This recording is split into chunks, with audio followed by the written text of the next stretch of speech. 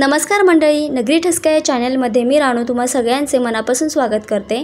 आज आपण मार्केटसारखा कपकेक घरच्या घरी करणार आहोत। करायची पद्धत एकदम साधी सोपी आहे आणि मार्केटसारखा स्पॉन्जी केक आपण घरच्या घरी करू शकतो। तर तुम्ही सुद्धा हा व्हिडिओ शेवटपर्यंत बघा आणि हे केक आपण घरी केले तसं अजिबात वाटत नाही, असं वाटतं की आपण मार्केटमधूनच आणलेले आहेत। तर त्यासाठी काय करायचं, इथे मी 1 कप चॉकलेट प्रीमिक्स घेतलेला आहे, जे आपण केक करण्यासाठी वापरतो ते प्रीमिक्स आहे। हे 1 कप चॉकलेट प्रीमिक्स घ्यायचं, त्याच्यामध्ये 2 ते 3 थेंब व्हॅनिला इसेन्सचे टाकायचे आणि थोडं थोडं करून पाणी घालायचं याच्यामध्ये आणि याचं आपल्याला बॅटर तयार करून घ्यायचे।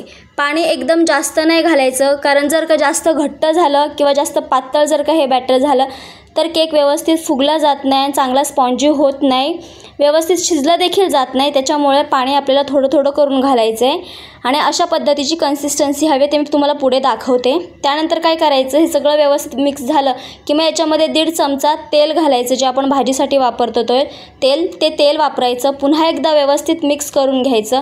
अजून थोडं मला पाणी याच्यामध्ये वाटते घालावं असं, त्याच्यामुळे मी अजून थोडं पाणी घालते, कारण कन्सिस्टन्सी जाडच आहे। तुम्ही बघू शकता आता इथे अशा पद्धतीची कन्सिस्टन्सी हवी। आता हे बॅटर आपलं रेडी आहे। इथे मी वाट्या घेतलेल्या आहेत, त्यांना तेल लावून घेतले सगळीकडे, खालच्या तळाला इथे मी बटर पेपर घातलेला आहे। आता याच्यामध्ये हे सगळं बॅटर ओतून घ्यायचं।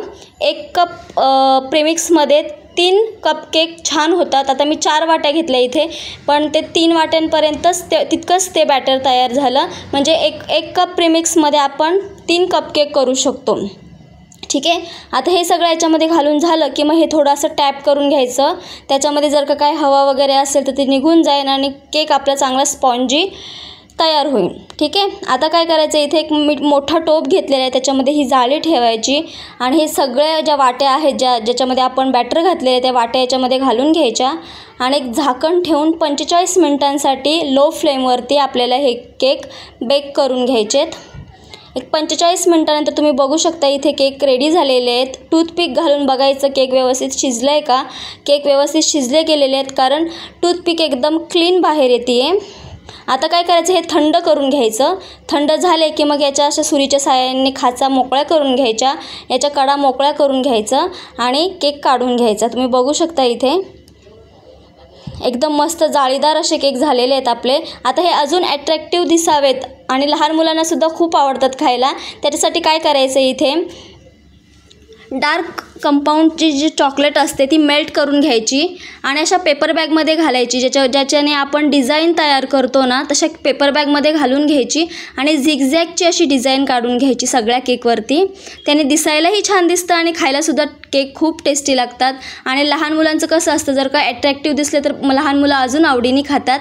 त्यानंतर त्याच्यावरती स्प्रिंकल घालायचे, इथे मी गोल्डन कलरचे स्प्रिंकल यूज करते, ते घालून घ्यायचं आणि इकडच्या केकवरती मी सिल्वर कलरचे स्प्रिंकल्स यूज करते आहे आणि या केकवरती आता आपल्याला कलरफुल स्प्रिंकलचा वापर करायचा आहे। एकदम साधी सोपी रेसिपी आहे, खायला खूप टेस्टी लागते। तुम्ही नक्की ट्राय करून बघा आणि व्हिडिओ आवडला असेल तर लाईक करा आणि चॅनलला सबस्क्राईब करा।